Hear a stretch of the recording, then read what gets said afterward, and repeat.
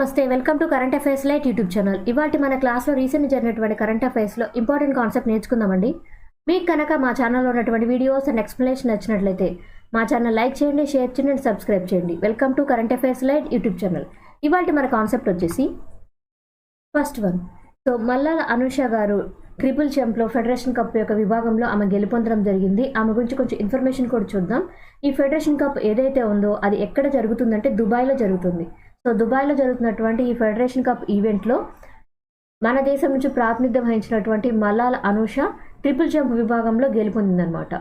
And ఈ యొక్క event ఏదైతే ఉందో, అంటే ఈ కాంపిటీషన్ ఈవెంట్ ఏదైతే ఉందో ఆ ఈవెంట్లో ఆమె యొక్క ఘనత ఎంతవరకు ఆమె ట్రిపుల్ జంప్ అనేది చేయగలిగిందంటే ఆమె యొక్క పర్సనల్ స్కోర్ పరంగా బెస్ట్ పెర్ఫార్మెన్స్ ఇచ్చింది. 13.53 మీటర్స్ వరకు కూడా ఆమె ట్రిపుల్ జంప్ అనేది చేయగలిగింది. దీని ద్వారా ఇంతకుముందున్న రికార్డ్స్ ఏవైతే ఉంటాయో వాటికి కొంచెం దగ్గరగానే వెళ్ళగలిగింది అనమాట. అండ్ ఈమె ఎవరి మీద గెలుపొందింది అంటే ఈ యొక్క విభాగంలో ఇంకా స్ట్రాంగెస్ట్ కాంపిటీటర్ కూడా ఉన్నారు ఈమెకి. ఆమె పేరు ఏంటంటే షీనా ఎన్వి అనమాట. సో షీనా ఎన్వితో పోల్చుకొని ఈమె యొక్క కాంపిటీషన్ పరంగా ఈమె బెస్ట్ పెర్ఫార్మెన్స్ ఇవ్వడంతో అనూష తన ఈ యొక్క ఈవెంట్లో విక్టరీ అనేది సాధించడం జరిగింది. సో మహిళల విభాగంలో మల్లాల అనూష బెస్ట్ పెర్ఫార్మెన్స్ ఇచ్చి ఫెడరేషన్ కప్ పరంగా గెలుపొందడం జరిగింది. అండ్ పురుషుల విభాగంలో సంతోష్ కుమార్ టీ ఈయన పురుషుల విభాగంలో 400 మీటర్ల రేస్ పరంగా హర్డిల్స్ పరంగా ఈయన విన్నింగ్ అనేది చేయడం గెలుపొందనమాట. బట్ వీళ్ళకి కావాల్సినటువంటి ట్రైనింగ్ ఏదైతే ఉందో అది బహమాస్లో తీసుకున్నారు. ఈ కాంపిటీషన్ పరంగా ఎక్కడ ఈ ఈవెంట్ అనేది నిర్వహించడం జరిగిందంటే దుబాయ్లో నిర్వహించడం జరిగింది. సో లేడీస్ పరంగా ఆడవాళ్ళ యొక్క విభాగంలో మల్లాల అనూష గెలుపొందారు. పురుషుల విభాగంలో సంతోష్ కుమార్ టీ గెలుపొందడం జరిగింది. సో గవర్నమెంట్ ఇక మీదట మన సెంట్రల్ గవర్నమెంట్ వాళ్ళు చైనా బోర్డర్లో అంటే ఇండియా చైనా బోర్డర్ ఏదైతే ఉందో ఆ ప్రాంతంలో రోడ్లు నిర్మించడం కోసం అండ్ అక్కడ హై సెక్యూరిటీ భద్రతా పరంగా మంచి సెక్యూరిటీని అందించడం కోసం కావాల్సినటువంటి రోడ్డు పరంగా గవర్నమెంట్ మనీ అనేది ఖర్చు చేయబోతుంది.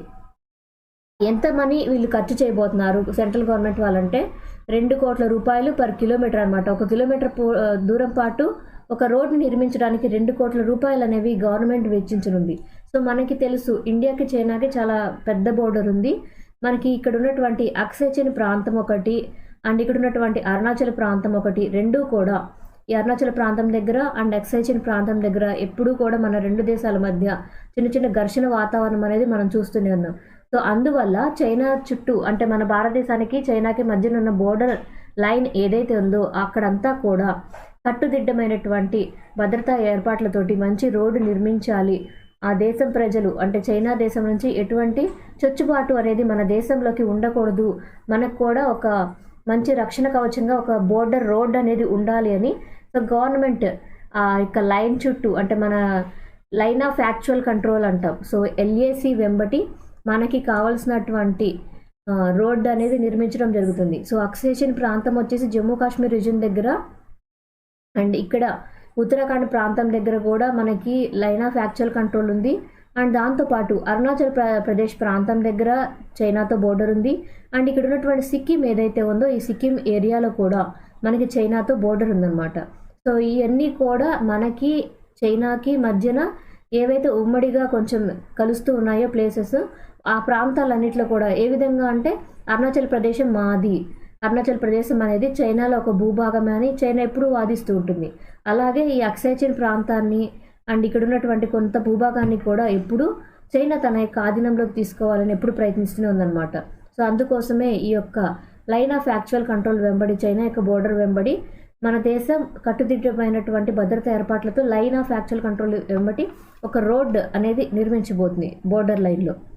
అండ్ ఈ లైన్ పరంగా సో ఇప్పుడు వరకైతే మనం మినిస్ట్రీ ఆఫ్ హోమ్ అఫైర్స్ వాళ్ళు అంటే మన సెంట్రల్ హోమ్ మినిస్ట్రీ వాళ్ళు ఎప్పటి నుంచో కూడా మనకి ఇక్కడ ఏదైతే వివాదాస్పదమైనటువంటి ప్రాంతాలు ఉన్నాయో అక్కడంతా కూడా ఎన్ని రోడ్లు నిర్మించాలని భావిస్తుందంటే 113 రోడ్లు అనమాట. అంటే మనకి ఎక్కడైతే ఇబ్బందులు ఉన్నాయో ఏ విధంగా అరుణాచల్ ప్రదేశ్ ప్రాంతంలో ఉత్తరాఖండ్ వెంబడి అండ్ సిక్కిం దగ్గర ఎక్కడైతే మనకి చైనాకి బోర్డర్ ఉండి మనకి ఇబ్బందులు తలెత్తుతున్నాయో వివాదాస్పదంగా మారుతున్నాయో అక్కడంతా కూడా రోడ్ నిర్మించాలని మన మినిస్ట్రీ ఆఫ్ హోమ్ అఫైర్స్ వాళ్ళు భావిస్తున్నారు అనమాట. హోమ్ మినిస్ట్రీ తరఫు నుంచి ఈ యొక్క ప్రతిపాదన అనేది వచ్చింది రోడ్స్ నిర్మించాలి అని. సో దాని ద్వారా ఏంటంటే 168 విలేజెస్ ఏవైతే ఉన్నాయో చైనా బోర్డర్లో మన దేశానికి సంబంధించినవి, అక్కడంతా కూడా కనెక్షన్ అనేది తీసుకొని రావాలి. అండ్ ఈ యొక్క విలేజెస్ పరంగా ట్రావెలింగ్ కోసం ఇవి ఉపయోగపడతాయి. అండ్ మనకి భద్రత కోసం కూడా మన భద్రతా దళాలని ఈజీగా అక్కడికి తరలించడానికి కూడా మనకు ఉపయోగపడతాయి అనమాట. అంటే ఆర్మీ పీపుల్ ఎక్కడన్నా ప్లేస్కి వెళ్ళాలంటే ఈజీగా వాళ్ళని క్యారీ చేసుకొని ఆ ప్లేస్కి తీసుకెళ్ళడానికి సరైనటువంటి వాతావరణము, రోడ్డు ఉండకపోతే ఇబ్బంది అవుతుంది అనమాట. అందుకోసమే ఈ రోడ్స్ అనేవి కనుక మనం కన్స్ట్రక్ట్ చేయగలిగితే మన దేశంలో ఇక్కడ ఉన్నటువంటి పరిస్థితుల్లో వివాదాస్పదమైనటువంటి చోట ఆర్మీ వాళ్ళు ఈజీగా ట్రావెల్ అవ్వడానికి ఉపయోగపడతాయి అనమాట. అండ్ ఇక్కడ మనకు ఒక ప్రోగ్రామ్ కూడా చాలా ఎక్కువగా వింటూ ఉన్నాం, వైబ్రెంట్ విలేజ్ ప్రోగ్రామ్ అనమాట. ఇది ఎందుకోసం అంటే ఇది సెంట్రల్లీ స్పాన్సర్డ్ స్కీమ్. అంటే మన కేంద్ర ప్రభుత్వం కంప్లీట్గా దీనికి నిధులు కేటాయిస్తూ వస్తుంది. ఎందుకోసం అంటే లైన్ ఆఫ్ యాక్చువల్ కంట్రోల్ వెంబడి, అంటే చైనాకి మనకి ఉన్నటువంటి బోర్డర్ వెంబడి మొత్తం కూడా మనం సెక్యూరిటీ పరంగా అంటే భద్రతాపరమైనటువంటి విధంగా ఇంకా మన భద్రతని పెంచడానికి అవసరమైనటువంటి ప్రోగ్రామ్ అనమాట. వైబ్రెంట్ విలేజ్ ప్రోగ్రామ్ అనేది ఇవ్వబడుతుంది. అండ్ ఇందులో భాగంగా ఏంటంటే ఇది మొత్తము సెంట్రల్లీ స్పాన్సర్డ్ స్కీమ్. మొత్తం కేంద్ర ప్రభుత్వమే దీనికి కావాల్సినటువంటి మొత్తం నిధులు భరిస్తుంటుంది అనమాట. సో ఈ ప్రోగ్రాంలో భాగంగా ఏంటంటే హిమాచల్ ప్రదేశ్, ఉత్తరాఖండ్, అరుణాచల్ ప్రదేశ్, సిక్కిం, లడఖ్ ఎక్కడైతే ఈ లైన్ ఆఫ్ యాక్చువల్ కంట్రోల్ అంటే చైనాతో మనకు బోర్డర్ ఉన్నటువంటి అన్ని ప్లేసెస్లో కూడా ఈ రోడ్ల నిర్మాణం అనేది చేపట్టడం ద్వారా మనకి బోర్డర్స్ అనేవి ఇంప్రూవ్ అవుతాయి. దాంతోపాటు రోడ్ల నిర్మాణం ద్వారా ఆర్మీ వాళ్ళకు కూడా అక్కడ త్వరగా చేరుకోవడానికి, అన్ని సదుపాయాలు పొందడానికి వెసులుబాటు అనేది కలగబోతుంది. So line of actual control వెంబడి కేంద్ర ప్రభుత్వం నిధులు కేటాయించి అక్కడంతా రోడ్ల నిర్మాణం అనేది చేపట్టబోతుంది. సో త్రిపురలో ఫస్ట్ ఇంటర్నేషనల్ క్రికెట్ స్టేడియం అనేది ఏర్పాటు చేయబోతున్నారు. ఎప్పటికల్లా ఏర్పాటు చేయబోతున్నారంటే 2025 టైం కల్లా కూడా త్రిపుర రాష్ట్రంలో క్రికెట్ స్టేడియం అనేది ఏర్పాటు చేయబోతున్నారు. అండ్ దీని యొక్క ప్రత్యేకతలు ఏంటంటే ఇది ఇంటర్నేషనల్ క్రికెట్ గేమ్స్ కోసం కూడా ఉపయోగించే విధంగా చాలా పెద్దదైనటువంటి నిర్మాణాన్ని చేపట్టారు. నెక్స్ట్ ఇయర్ కల్లా కూడా ఇది మనకు అందుబాటులోకి రాబోతుంది.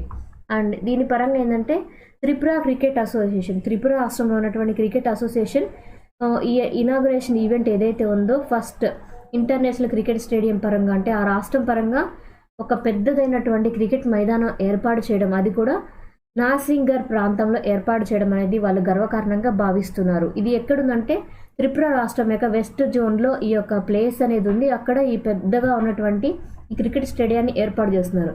ఎప్పటికల్లా కంప్లీట్ అవబోతుందంటే 2025 ఫిబ్రవరి టైం కల్లా కూడా ఈ యొక్క త్రిపురలో ఏర్పాటు చేయబోయేటువంటి స్టేడియం ఏదైతే ఉందో అది కంప్లీట్ అయిపోయి వినియోగంలోకి రాబోతుంది అనమాట. అండ్ ఇక్కడ ఏర్పాటు చేయబోతున్నటువంటి క్రికెట్ స్టేడియం యొక్క ప్రాముఖ్యత ఏంటంటే ఇది నార్త్ ఈస్టర్న్ స్టేట్స్ పరంగా అంటే ఈశాన్య రాష్ట్రాల మొత్తంలో కూడా ఫస్ట్ టైం ఒక పెద్ద స్టేడియం ఏర్పాటు చేయబోతున్నారు. అది కూడా బీసీసీఐ వాళ్ళు అండ్ టీసీఏ వాళ్ళు. సో బీసీసీఐ వచ్చేసి board of cricket control of India అనమాట. అంటే మన దేశం మొత్తం మీద క్రికెట్ కంట్రోల్ బోర్డు ఏదైతే ఉందో వాళ్ళు, అండ్ టీసీఏ అంటే త్రిపుర క్రికెట్ అసోసియేషన్ అనమాట. వీళ్ళు సంయుక్తంగా కలిసి కావాల్సినటువంటి బడ్జెట్ ఎంత అంటే ఈ క్రికెట్ స్టేడియం ఏర్పాటు చేయడానికి 200 కోట్ల రూపాయల బడ్జెట్ తోటి ఈ స్టేడియం అనేది ఏర్పాటు చేస్తున్నారు. అండ్ ఇందులో సీటింగ్ కెపాసిటీ ఎంతవరకు తీసుకుని వస్తున్నారంటే ఒకేసారి 25,000 మంది కూర్చొని క్రికెట్ని ఆస్వాదించే విధంగా ఈ యొక్క స్టేడియం అనేది ఏర్పాటు చేస్తున్నారు. అండ్ ఇంత పెద్ద స్పోర్ట్స్ పరంగా ఇంత పెద్ద క్రికెట్ స్టేడియం నిర్మాణం అది కూడా త్రిపురలో చేపట్టడం అనేది మన దేశంకి గర్వకారణం. అండ్ దానికి తోడు త్రిపుర అంటే మనకి ఈశాన్య రాష్ట్రాలు ఉన్నటువంటి ఒక రాష్ట్రం కాబట్టి త్రిపుర రాష్ట్రంలో ఏర్పాటు చేసినప్పుడు మన దేశంలో ఉన్నటువంటి మౌలిక సదుపాయాల నిర్మాణాల్లో త్రిపురని కూడా అభివృద్ధిలోకి నడిపించినట్లుగా మారుతుందన్నమాట. Thank you for watching my video. మీకు కనుక నా వీడియోని ఎక్స్ప్లెనేషన్ నచ్చినట్లయితే నా వీడియోస్ లైక్ చేయండి, షేర్ చేయండి అండ్ సబ్స్క్రైబ్ చేయండి. మీకు నా వీడియోస్ ఏ విధంగా అనిపిస్తున్నాయో నాకు కామెంట్ సెక్షన్లో తెలియజేయండి. Thank you for watching my video. Thank you.